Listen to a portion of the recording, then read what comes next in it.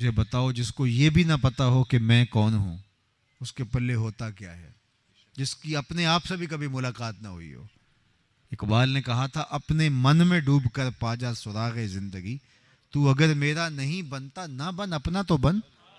और जो अपना भी ना हो, जिसे यही ना पता हो कि मैं कौन हूं, मैं कहां से आया हूं, मैंने कहां जाना है, मकसद जिंदगी क्या है। और इंसान इतना भटका हुआ था कि वो अशरफुल मखलूकात होने के बावजूद, वाला कद करमना बनी आदमा का ताज सर पे सजा है, लेकिन दरख्तों को, चौपायों को, हशरातुल अर्ज़ को, मज़ाहर फितरत को, अजराम फल्किया को, चलती जलती हुई आग को, हवाओं को, बहते हुए पानियों को अपना माबूद समझ रहा है। उसे पता नहीं ना कि मैं कौन हूं, तभी तो इनके आगे माथा टेक रहा और हाथ जोड़ रहा है। जो चीज़ें इंसान की खिदमत के लिए, ज़रूरत के लिए पैदा की गई हैं, उनको अपना माबूद मान रहा है। हुवल्लज़ी खलक़ लकुम मा फिल अर्द जमिया, ज़मीन में जो कुछ है वो हज़रत इंसान के लिए पैदा किया गया है, और ये उनको अपना माबूद मान रहा है। मट्टी के अपने हाथों से मादू बनाता है और पेशानी का तकद्दुस उनके चरणों में पामाल करता है। लकड़ी के वसन बनाता है, उनकी पूजा पाठ करता है। पत्थर के बुत तराशता है, उनको खुदा मानता है। इंसान की तारीख तो इतनी शर्मनाक रही कि ये मछली पकड़ने के लिए कांटे के साथ जो केचवा लगाया जाता है, एक ज़माने में ये भी इंसान का माबूद रहा। इसने सांपों को पूजा, बिच्छुओं को पूजा।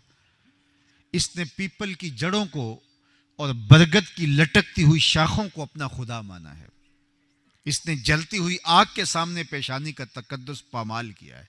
सूरज को पूजा है, चांद को पूजा है, शेर को पूजा है, चीरने फाड़ने वाले दरिंदों को खुदा माना है। इसने गाय को माबूद माना है। इंसान की तारीख इतनी शर्मनाक है। ये तो मेरे हुजूर आए जिन्होंने कहा, मियाँ ये नौकर हैं तेरे, ये दरख्त तेरे माबूद नहीं है, तुझे छांव देने के लिए, तुझे ऑक्सीजन फराहम करने के लिए, तुझे फल देने के लिए पैदा किए गए हैं। ये जानवर तेरी सवारी के लिए, तेरी बार बरदारी के लिए, दूध और गोश्त की ज़रूरियात की फराहमी के लिए पैदा किए गए हैं। ये चांद, सूरज, सितारे, ये तेरी राहों में रोशनी उजालने के लिए, तेरे ज़ौक़े नज़ारा की तस्कीन के लिए पैदा किए गए।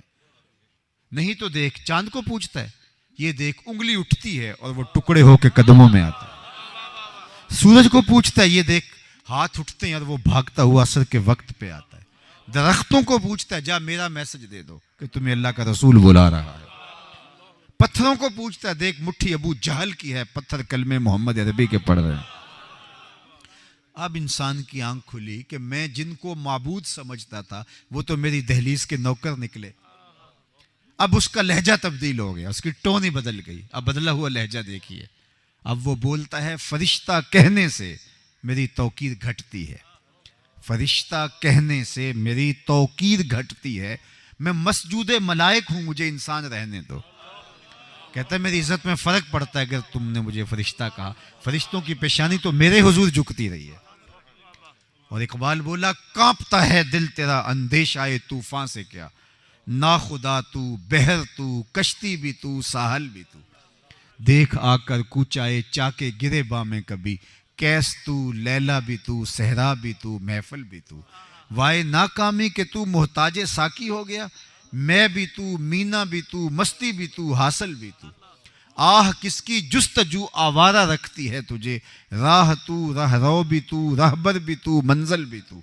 बेखबर तू जौहरे आईनाए अय्याम है, तू जमाने में खुदा का आखिरी पैगाम है।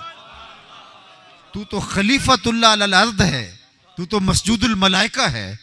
तेरी पेशानी पे तकद्दुस लिखा है, तेरे सर पे इमामत का ताज रखा है, और तू उनको पूज रहा है जो तेरी नौकरी के लिए पैदा किए गए। ए तमाशा गाहे आलम रूए, तो तू कुजा बहरे तमाशा मी रवि। दुनिया तुझे देखने आई है, तू किसे देखने जा रहा है। अब इंसान की आंख खुलती है जब हुजूर की दहलीज नसीब होती है। सैयद सलीम गिलानी का एक शेर है, और मेरी सारी गुफ्तगू का उसको खुलासा करार दे दें तो मुनासिब होगा। उसने कहा, न खिरद की रोशनी थी, न जुनू की आगही थी। न खिरद की रोशनी थी, न जुनू की आगही थी।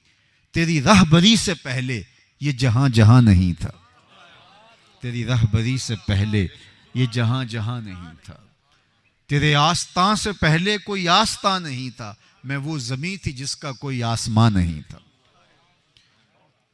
और जिन्हें हुजूर का दर नहीं मिला वो आज भी अंधेरों में है। अपनी हमसायगी में देख लीजिए, कोई दूर की कहानी नहीं है। और आज तो दुनिया ग्लोबल विलेज बन गई है। आप आज देख सकते हैं कि आज भी पीएचडी डॉक्टर है और बुत के आगे हाथ जोड़े खड़ा है।